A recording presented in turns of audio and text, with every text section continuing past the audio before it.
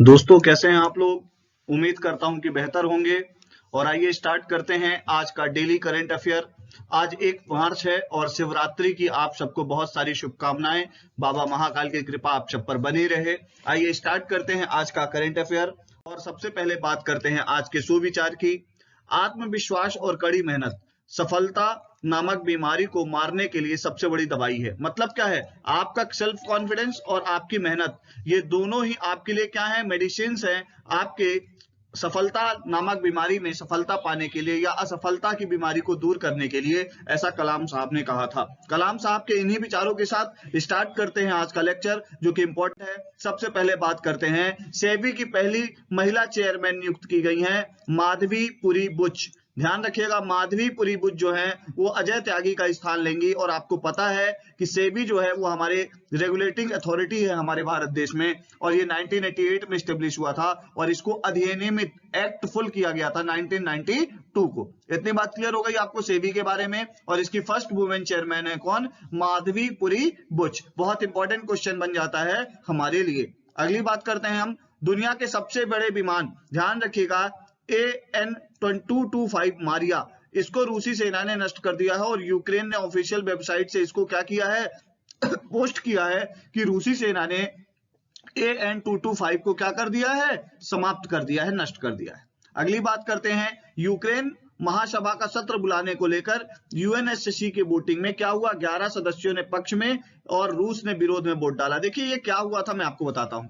UN security council जो है उसने क्या किया, वोटिंग रिजोल्यूशन पास किया गया किसके खिलाफ, रूस की निंदा के खिलाफ। अब इसमें टोटल 15 मेंबर होते हैं सिक्योरिटी काउंसिल में, 5 परमानेंट मेंबर और 10 अस्थायी सदस्य। 10 अस्थायी सदस्यों में से एक भारत भी है, ये बात आपको पता होनी चाहिए। तो भैया एक भारत है तो भारत को भी वोटिंग राइट है, आपको ये बात पता होगी। तो भारत ने उस वोटिंग राइट से क्या किया, खुद को अलग कर लिया। इतनी बात थी, मेरी बात समझ गए क्या। भारत ने खुद को उस वोटिंग राइट से अलग कर लिया। हालांकि उन्होंने एक निंदा पत्र जारी किया है, पर अभी ये ध्यान रखिएगा आप लोग कि उस वोटिंग से हमने इनडायरेक्टली रशिया का सपोर्ट किया है, यूक्रेन का नहीं किया है। अगली बात करते हैं, भारत ने अपने नागरिकों की निकासी में समन्वय के लिए यूक्रेन के पड़ोसी देशों में 4 मंत्री को भेजेगा। ये इंपॉर्टेंट है। किसको किसको, केंद्रीय मंत्री हरदीप सिंह पुरी, ज्योतिरादित्य सिंधिया, किरण रिजिजू और जनरल बीके सिंह। अब आपके लिए देखिए, कमेंट बॉक्स में मुझे जरा बताइए कि हरदीप सिंह पुरी के पास कौन सा मंत्रालय है, ज्योतिरादित्य सिंधिया के पास कौन सा मंत्रालय है, किरण रिजिजू के पास कौन सा मंत्रालय है और BK Singh, general BK Singh के पास कौन सा मंत्रालय है। हमसे यह जरूर पूछा जा सकता है कि किन मंत्रियों को हमने यूक्रेन भेजा, यूक्रेन के पड़ोसी देशों में भेजा है अपने लोगों को इवैक्यूएट करने के लिए, वहां से बाहर निकालने के लिए। बहुत ज्यादा इंपॉर्टेंट बात हो जाती है। अगली बात करते हैं, समर ओलंपिक में प्रदेश का कौन गौरव बढ़ाएगा, गौरांशी। मध्य प्रदेश राज्य बैडमिंटन अकेदमी की प्लेयर हैं Gauranshi. World youth deaf championship में भी भारत का प्रतिनिधित्व कर चुकी हैं। तो आपसे क्या पूछेगा, गौरांशी जो है वो क्या है, ध्यान रखिएगा, तो वो क्या है, बैडमिंटन प्लेयर हैं। ये बात आपको ध्यान में रखनी। इतनी बात क्लियर। अगली बात करते हैं, शिव ज्योति अर्पणम। शिव ज्योति अर्पणम क्या है, ध्यान रखिएगा, बाबा महाकाल की आज जयंती है और ये महोत्सव मनाया जा रहा है। ये महोत्सव कहां मनाया जा रहा है, उज्जैन में मनाया जा रहा है। 21 लाख दीप प्रज्वलित किए जाएंगे और ये अपने आप में विश्व रिकॉर्ड होगा। और ध्यान रखिएगा, बाबा महाकाल की खासियत क्या है, 12 ज्योतिर्लिंगों में एकमात्र दक्षिण मुखी ज्योतिर्लिंग जो है वो बाबा महाकाल का है 12 ज्योतिर्लिंगों में। और इसी से रिलेटेड एक बात और, हमारे मध्य प्रदेश में ही दूसरा ज्योतिर्लिंग है ओमकारेश्वर ज्योतिर्लिंग। और इसको ध्यान रखिएगा, ओमकारेश्वर और ममलेश्वर ये दोनों मिला के एक नया ज्योतिर्लिंग बनता है, जिसे हम ओमकारेश्वर ज्योतिर्लिंग के नाम से जानते हैं। एकमात्र ऐसा ज्योतिर्लिंग जो 2 जगह से पूजा करने में या जो ज्योतिर्लिंगों में जल चढ़ाने से या दर्शन करने से पूर्ण होता है, वो कौन सा है, तो ध्यान रखिएगा ओमकारेश्वर ज्योतिर्लिंग। इसमें ओमकारेश्वर भगवान और ममलेश्वर भगवान, ठीक है। नर्मदा नदी के एक छोर में सतपुड़ा में ममलेश्वर भगवान है और विंध्याचल में ओमकारेश्वर भगवान है। इन दोनों के दर्शन से ही वो पूर्ण होता है। मतलब मध्य प्रदेश में कितने ज्योतिर्लिंग, तो 2 ज्योतिर्लिंग है। ये आपसे भी पूछा जा सकता है। और अगला क्वेश्चन इसी में जोड़ देता हूं, मध्य प्रदेश में कितनी शक्तिपीठ है, तो मध्य प्रदेश में 3 शक्तिपीठ है। ये भी आपको पता होना चाहिए, ठीक है। चलिए, आज शिवरात्रि है इसलिए ये इंपॉर्टेंट हो जाता है। अगली बात करते हैं हम, मध्य प्रदेश राज्य फेसिंग एकेडमी के Aryan Sen Asian fencing championship में कौन सा मेडल जीत के लाए हैं, ब्रॉन्ज मेडल। ठीक है, तो हमसे पूछा जाएगा आर्यन सेन किस खेल से संबंधित है, तो सबसे पहले आपको पता होना चाहिए वो काहे से संबंधित है, फेसिंग से संबंधित है। फेसिंग ये आप जो इनके हाथ में दिख रहा है, ये फेसिंग इसी से खेला जाता है। ठीक है, मेरी बात समझ गए। और राज्य फेसिंग एकेडमी की स्थापना कब हुई थी? 2007 में हुई थी। और राज्य फेसिंग एकेडमी कहाँ है? भोपाल में है। मेरी बात समझ गए क्या? तो ये बहुत ज्यादा इंपॉर्टेंट हो जाता है हमारे लिए।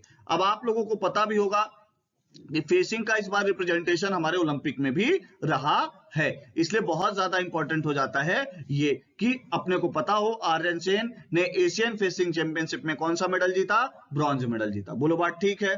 चलिए आगे बढ़ते हैं। अगली बात करते हैं 1 मार्च, 1 मार्च की बात करते हैं, वर्ल्ड सिविल डिफेंस डे। ठीक है, वर्ल्ड सिविल डिफेंस जो है 1 मार्च को मनाया जाता है। वर्ल्ड सिविल डिफेंस डे मतलब आज 1 मार्च है, और आज कौन सा दिवस है? वर्ल्ड सिविल डिफेंस डे है। ठीक है, और इसकी थीम क्या है? Civil defence and first aider in every home. ठीक है, इतनी बात समझ गए। मतलब क्या है? सिविल डिफेंस को बढ़ावा देने के लिए ये डे मनाया जाता है। ठीक है, इतनी बात समझ गए आप क्या? Promote the public awareness about civil defence और civil protection and emergency management in the order of better preparation for the civil population. ठीक है, हमारी सिविल पॉपुलेशन जितनी होती है उनको बेहतर तरीके से क्या करने के लिए? प्रोटेक्ट करने के लिए। ध्यान रखिएगा, क्या मनाते हैं हम? World civil defence day. मेरी बात समझ गए क्या? और अगली बात, एक बात आपको इसमें यह भी ध्यान रखनी है कि सिविल सोसाइटी की परिभाषा क्या होती है, डेफिनेशन क्या होती है। एक्सेप्ट गवर्नमेंट जो भी है, जितनी भी सोसाइटी है, वो सब क्या है? सिविल सोसाइटी है। सोशियोलॉजी के अंदर इस बार टॉपिक भी है एमपीपीएससी मेंस के अंदर, ध्यान रखिएगा सेकंड पेपर के सेकंड पार्ट में। तो सिविल सोसाइटी की डेफिनेशन आपको प्रॉपर मैनर में पता होनी चाहिए। मेरी बात समझ गए? और वर्ल्ड सिविल डिफेंस डे भी आपको पता होना चाहिए। मेरी बात समझ गए क्या? तो 1 मार्च को क्या मनाते हैं हम? वर्ल्ड सिविल डिफेंस डे को हम सेलिब्रेट करते हैं, इसलिए ये हमारे लिए इंपॉर्टेंट हो जाता है। मेरी बात समझ में आ गई क्या आपको? तो ठीक है, हर डे को अपने को ध्यान में रखना है कि किस रूप में हम सेलिब्रेट करते हैं। कल जैसे मैंने आपको बताया था कि हम क्या मना रहे हैं? नेशनल साइंस डे, ये बताया था मैंने आपको, और हमने रवन प्रभाव की खोज की थी। अगर आपने पिछला वीडियो नहीं देखा तो देखिएगा, और लाइक करते रहिए, सब्सक्राइब करते रहिए। और हमारा ऐप डाउनलोड करने के लिए हमारी लिंक दे रखी है डिस्क्रिप्शन में ऐप की, वहां से आप ऐप डाउनलोड कर सकते हैं। Thank you very much.